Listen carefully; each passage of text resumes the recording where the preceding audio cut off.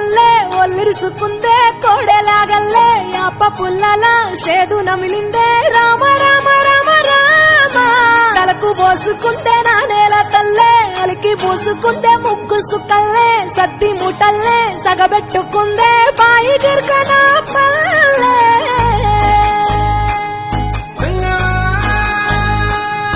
ఏ